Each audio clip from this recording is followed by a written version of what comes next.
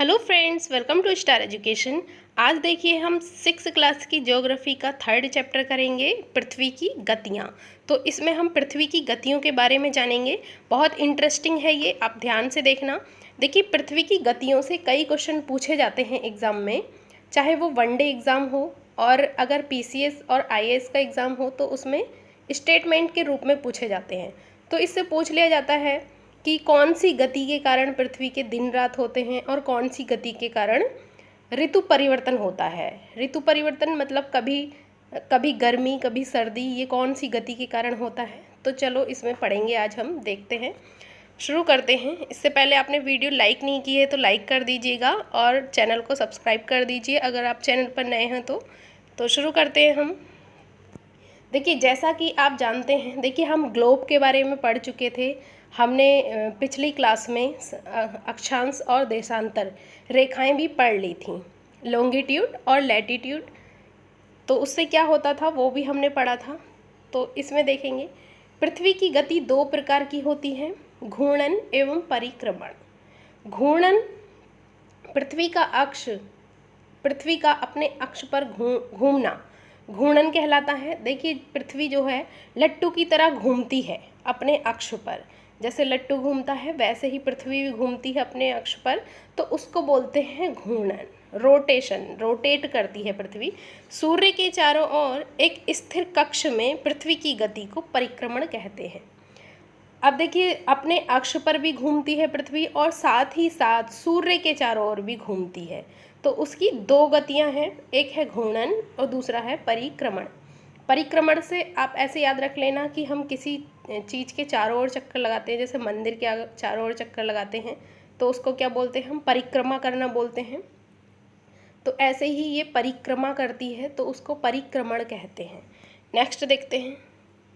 पृथ्वी का अक्ष एक काल्पनिक रेखा है जो इसकी कक्षीय सतह से 66.5 डिग्री का कोण बनाती है। देखिए, ये बहुत इंपॉर्टेंट क्वेश्चन है।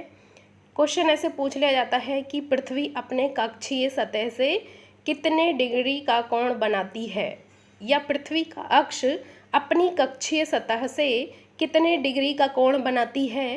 तो देखिए, पहले क्वेश्चन पूछा जाता था कि पृथ्वी अपने अक्ष पर कितनी झुकी है, तो वो 23.5 डिग्री है। लेकिन ये है कि अपने कक्षीय सतह से, जब भी कक्षीय सतह या कक्षीय समतल आए तो आप 66.5 डिग्री करेंगे कि 66.5 डिग्री कोण बनाती है। अभी आगे देखिए, हम देखेंगे कि कैसे बनाती है।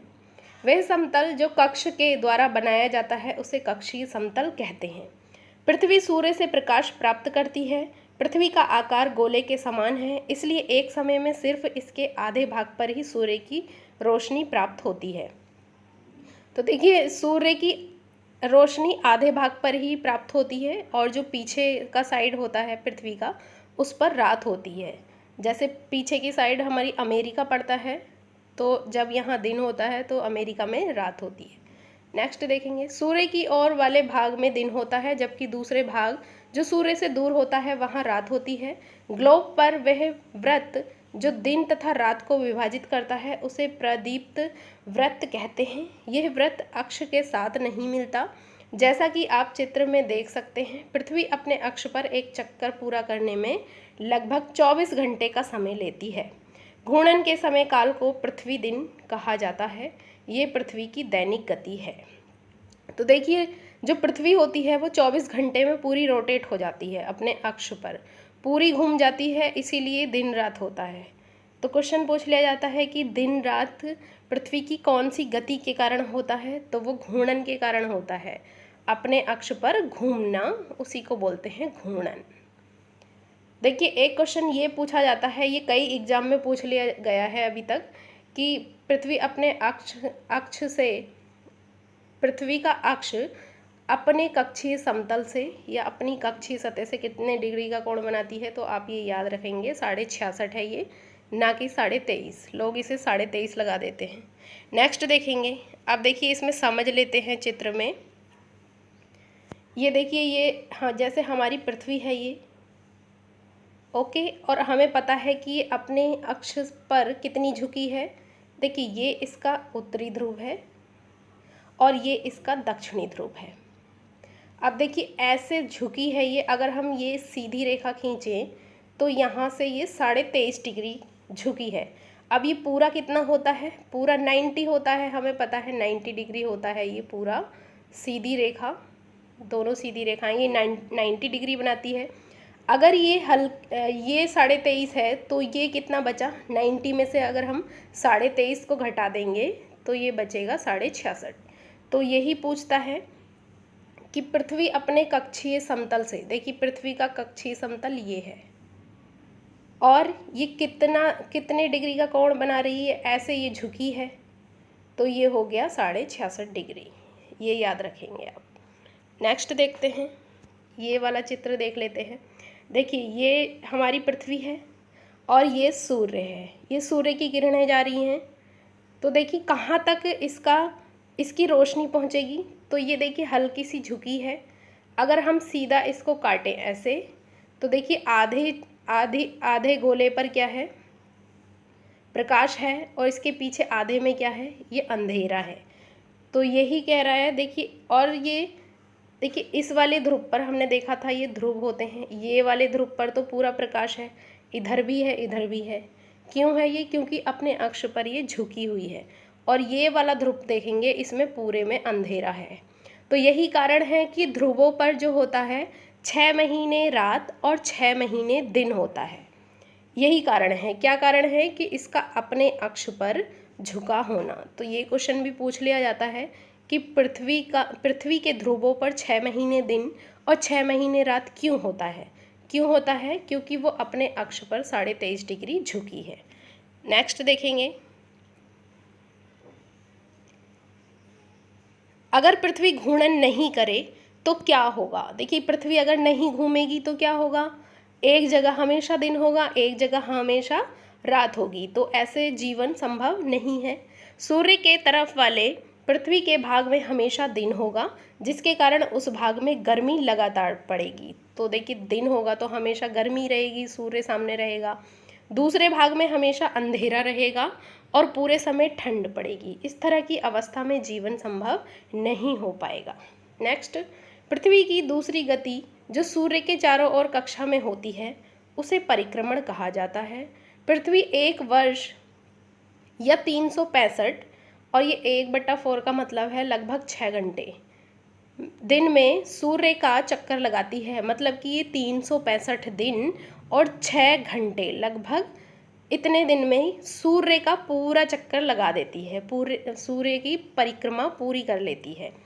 हम लोग एक वर्ष 365 दिन को मानते हैं तथा सुविधा के लिए 6 घंटे को इसमें नहीं जोड़ते हैं। हम देखिए एक वर्ष जो कहते हैं वो 365 दिन ही मानते हैं, 6 घंटे को इसमें ऐड नहीं किया जाता है। लेकिन 4 साल बाद जब ये 6 मिल के 6 चौक 24 घंटे हो जाते हैं तो हम फरवरी में इसका एक दिन ऐड कर देते हैं।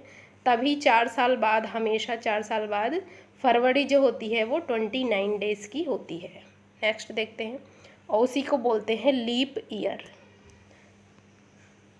उस साल 366 दिन हो जाते हैं साल के। अब देखिए यहाँ पे कि पृथ्वी सूर्य की परिक्रमा कैसे करती है, तो देखते हैं। देखिए ये है सूर्य और पृथ्वी, देखिए यहाँ पर है। अभी ये वाली पोजीशन देखेंगे इसकी, तो देखिए ये अपने अक्ष पर झुकी है, ये दिख रहा है आपको पिंक पिंक। और देखिए ये जो स्काई ब्लू कलर है इसमें सूर्य की किरणें पड़ रही हैं। और जो इसके पीछे का भाग है ये वाला, इसको सीधा करेंगे, जो बैंगनी कलर का दिख रहा है आपको, तो यहाँ पर अंधेरा है। अब देखिए ये यहाँ पर जब आएगी, अब देखेंगे यहाँ पे देखिए उत्तरी गोलार्ध में क्या होगा, ग्रीष्म ऋतु। ग्रीष्म मतलब गर्मी वाली, यहाँ पे गर्मियाँ होंगी।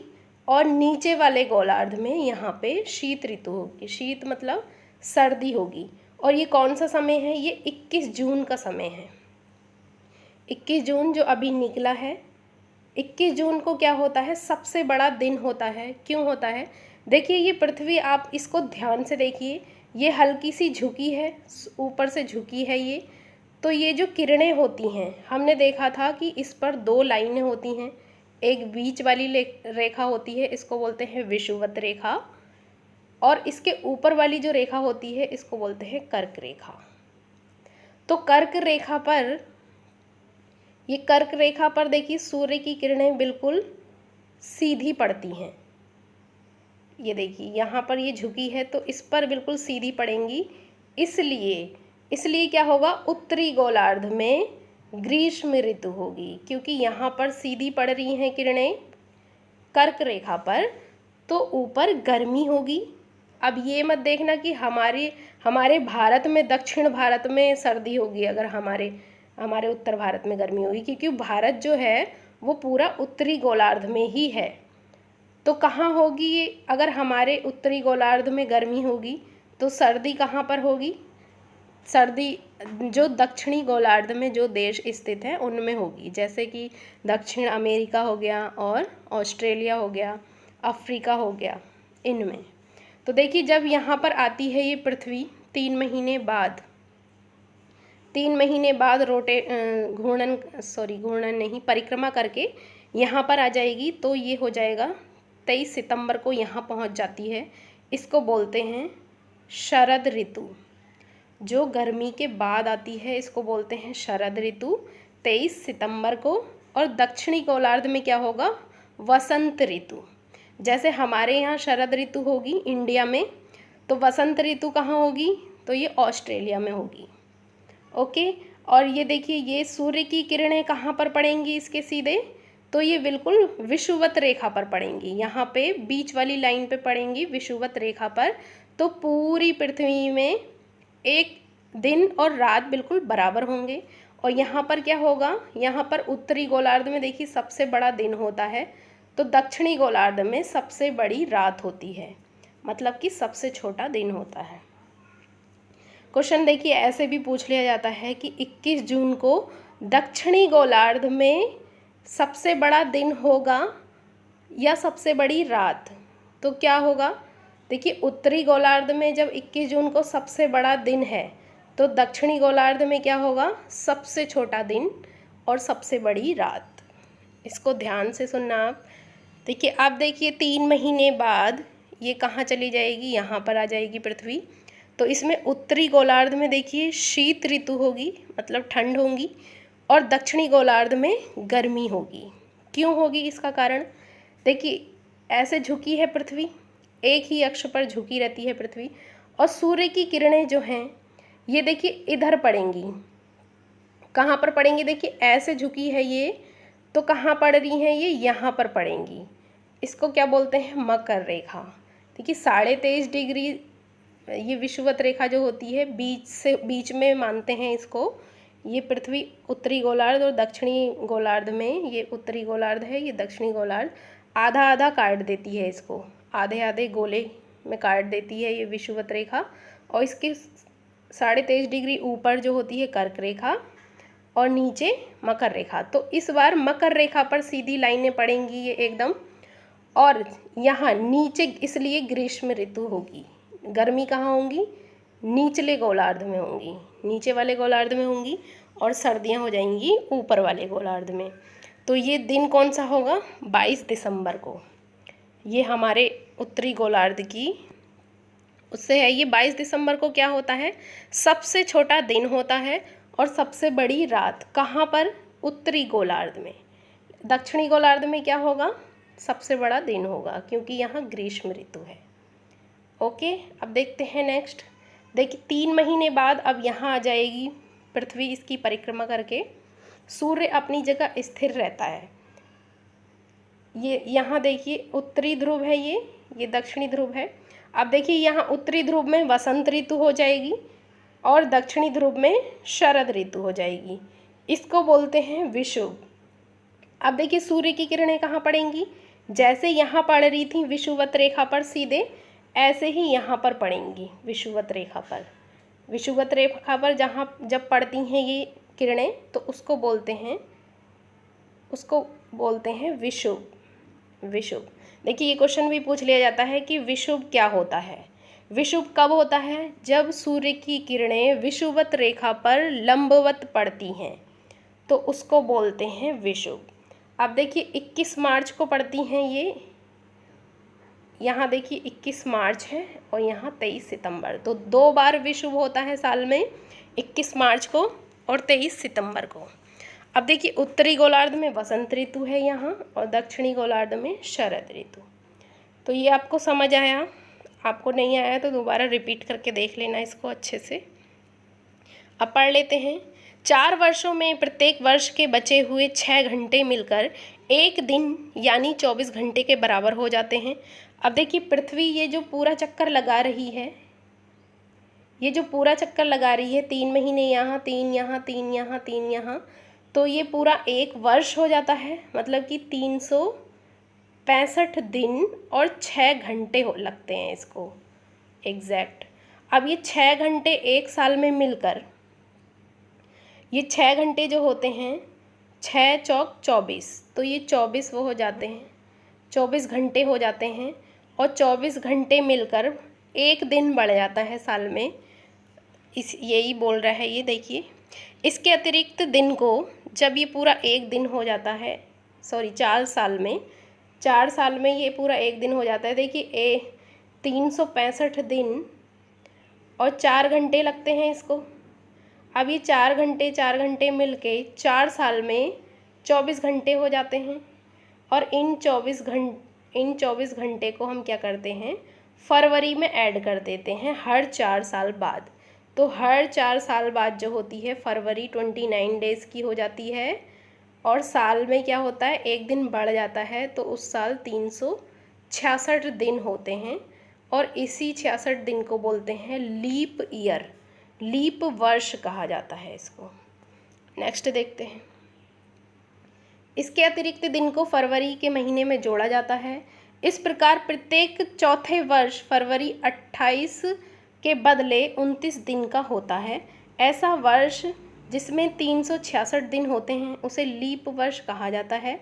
पता लगाइए कि अगला लीप वर्ष कब होगा। कैसे देखते हैं कि हम लीप वर्ष है ये, तो इस जैसे अभी 2020 चल रहा है, तो 20 को अगर हम 4 से डिवाइड करेंगे, अगर ये पूरा डिवाइड हो जाए तो इसका मतलब कि ये लीप वर्ष है। जैसे 4 से डिवाइड करेंगे, 4 चौक 4 पंजे 20, पूरा हो रहा है ये डिवाइड, तो इसका मतलब ये जो 2020 है ये लीप वर्ष है। और इससे पहले कब था, 2016 लीप वर्ष था, कि 16 भी 4 से डिवाइड हो जाएगा। नेक्स्ट देखते हैं। चित्र से स्पष्ट है कि पृथ्वी दीर्घवृत्ताकार पथ पर सूर्य के चारों ओर चक्कर लगाती है। दीर्घवृत्ताकार किसे कहते हैं, ये दीर्घवृत्ताकार ही है, जैसे पृथ्वी चक्कर लगाती है। ध्यान दीजिए कि पृथ्वी पूरे कक्ष में एक ही दिशा में झुकी हुई है। सामान्यतः एक वर्ष को गर्मी, सर्दी, वसंत एवं शरद ऋतुओं में बांटा जाता है। ऋतुओं में परिवर्तन सूर्य के चारों ओर और पृथ्वी की स्थिति में परिवर्तन के कारण होता है। अब देखिए ऋतु में परिवर्तन हम कैसे हो रहा है, यहाँ पर हमने देखा पृथ्वी यहाँ से यहाँ आई, यहाँ से यहाँ आई। जब सूर्य के चारों ओर चक्कर लगाती है तब ऋतु परिवर्तन होता है और इसको क्या बोलते हैं, परिक्रमण। तो किस कारण होता है, जब पृथ्वी सूर्य के चारों ओर चक्कर लगाती है या सूर्य की परिक्रमा करती है, तो उसी के कारण क्या होता है, ऋतु परिवर्तन होता है। नेक्स्ट देखते हैं। अब आप समझ गए होंगे इसे अच्छे से। नेक्स्ट चित्र में आप देखेंगे कि 21 जून को उत्तरी गोलार्ध सूर्य की तरफ झुका है। सूर्य की किरणें कर्क रेखा पर सीधी पड़ती हैं। इसके परिणाम स्वरूप इन क्षेत्रों में ऊष्मा अधिक प्राप्त होती है। देखिए जहाँ पर सीधी किरणें पड़ेंगी वहाँ पर ऊष्मा जो होती है अधिक प्राप्त होती है, क्योंकि सीधी जब रेखा पड़ती हैं तो वहाँ पर हमने पिछली कक्षा में देखा था, पिछले चैप्टर में पढ़ा था कि सूर्य की रेखा जहाँ सीधी पड़ती हैं वहाँ गर्मी अधिक पड़ती है, क्योंकि सूर्य का प्रकाश वहाँ पर कम फैलता है और थोड़ी जगह में जाता है। नेक्स्ट, ध्रुवों के पास वाले क्षेत्रों में कम ऊष्मा प्राप्त होती है, क्योंकि वहाँ सूर्य की किरणें तिरछी पड़ती हैं। उत्तर ध्रुव सूर्य की तरफ झुका होता है तथा उत्तरी ध्रुव रेखा के बाद वाले भाग पर लगभग 6 महीने तक लगातार दिन रहता है। अब देखते हैं कि ध्रुवों पर कैसे रहता है दिन रात, एक बार और देख लेते हैं इसको। देखिए यहाँ पर देखेंगे आप, यहाँ पर देखिए ये पूरा उत्तरी ध्रुव जो है, उत्तरी ध्रुव ये पूरा प्रकाशमय है, और दक्षिणी ध्रुव में देखेंगे आप, ये बैंगनी कलर है, इसका मतलब ये रात है। तो यहाँ पर भी रात है और नीचे वाले ध्रुव में यहाँ पर भी रात होगी, यहाँ पर भी रात होगी। सूर्य की किरणें उत्तरी ध्रुव में ही पड़ेंगी। तो यहाँ से यहाँ 3 महीने, ओके, और 3 महीने तक देखेंगे कि ये रात ही होगी इस पे। और यहाँ पर देखेंगे तो यहाँ भी देखिए उत्तरी ध्रुव में क्या है, रात है, और दक्षिणी ध्रुव में क्या है, दिन है।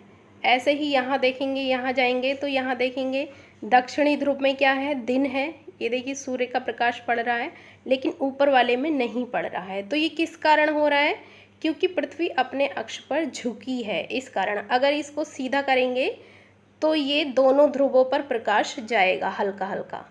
देखिए ये ऊपर को जाता है तो ये हल्का प्रकाश जाता है, बहुत कम, और जब इस यहाँ पर जाता है सीधा, सीधा जहाँ भी पड़ता है तो वहाँ बहुत तेज का प्रकाश पड़ता है, धूप तेज पड़ती है, तो वहाँ प्रकाश और ऊष्मा दोनों ज़्यादा होते हैं। नेक्स्ट देखेंगे,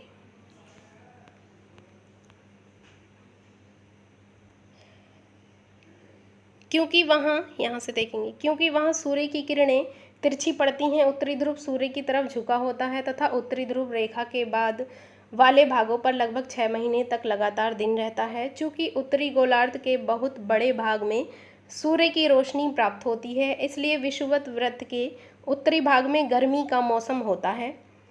21 जून को इन क्षेत्रों में सबसे लंबा दिन तथा सबसे छोटी रात होती है। ये हमने देखा था अभी ऊपर। पृथ्वी की इस अवस्था को उत्तर अयनांत कहते हैं। उत्तर अयनांत किसे कहते हैं, क्योंकि उत्तरी गोलार्ध में सबसे बड़ा दिन होता है, सीधी रेखा पड़ती हैं, इसलिए इसको उत्तरी अयनांत कहते हैं। नेक्स्ट, 22 दिसंबर को दक्षिणी ध्रुव के सूर्य की ओर झुके होने के कारण मकर रेखा पर सूर्य की किरणें सीधी पड़ती हैं, हमने अभी देखा था ऊपर। चूँकि सूर्य की किरणें मकर रेखा पर लंबवत पड़ती हैं, इसलिए दक्षिणी गोलार्ध के बहुत बड़े भाग में प्रकाश प्राप्त होता है, इसलिए दक्षिणी गोलार्ध में लंबे दिन तथा छोटी रात वाली ग्रीष्म ऋतु होती है। ये सब हमने अभी ऊपर समझा है, वही लिखा है इसमें। इसके ठीक विपरीत स्थिति उत्तरी गोलार्ध में होती है। पृथ्वी की इस अवस्था को दक्षिणी अयनांत कहा जाता है। जब देखिए किस पर पड़ती हैं, मकर रेखा पर सीधी किरणें पड़ती हैं, तो उसको दक्षिणी अयनांत कहा जाता है। क्या आप जानते हैं कि ऑस्ट्रेलिया में ग्रीष्म ऋतु में क्रिसमस का पर्व मनाया जाता है? देखिए क्यों मनाया जाता है, क्योंकि ऑस्ट्रेलिया जो है दक्षिणी गोलार्ध में स्थित है पृथ्वी के। जैसे ये पृथ्वी है और यहाँ ये बीच से विषुवत रेखा जा रही है, तो हमारा इंडिया ऊपर पड़ता है उत्तरी गोलार्ध में, और ऑस्ट्रेलिया कहाँ पड़ती है, नीचे दक्षिणी गोलार्ध में। इस कारण से जब यहाँ सर्दियाँ होती हैं तो यहाँ गर्मी होती है, जब यहाँ गर्मी होती है तो यहाँ सर्दी होती है। नेक्स्ट देखेंगे, 21 मार्च एवं 23 सितंबर को सूर्य की किरणें विषुवत वृत्त पर सीधी पड़ती हैं। तो देखिए 21 मार्च को यहाँ पर सीधी पड़ती हैं, विषुवत रेखा पर सीधी पड़ती हैं। इस कारण क्या होता है, यहाँ और यहाँ उत्तरी गोलार्ध और दक्षिणी गोलार्ध में बराबर दिन और बराबर रातें होती हैं। इस अवस्था में कोई भी ध्रुव सूर्य की ओर नहीं झुका होता, इसलिए पूरी पृथ्वी पर दिन रात बराबर होते हैं। इसे विषुव कहा जाता है। इसी स्थिति को विषुव कहा जाता है। हमने ऊपर देखा था कि विषुवत रेखा पर सीधी किरणें पड़ती हैं, इसको क्या कहते हैं, विषुव।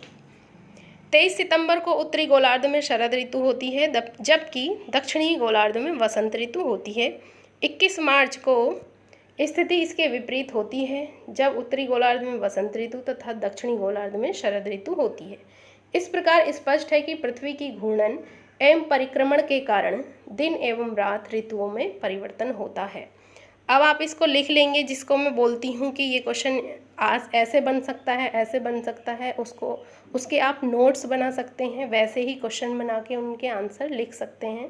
पहले आप इनकी स्थिति को, पृथ्वी की स्थिति को समझेंगे, कई बार अपने हाथ से बना के कॉपी में इस चित्र को बना लेंगे, देखिए, और खुद से समझेंगे। एक बार खुद बिना देखे इसको बनाएंगे, एक बार देखकर बनाएंगे, फिर इसको बिना देखे बनाएंगे, आपको ये अच्छे से समझ आ जाएगा।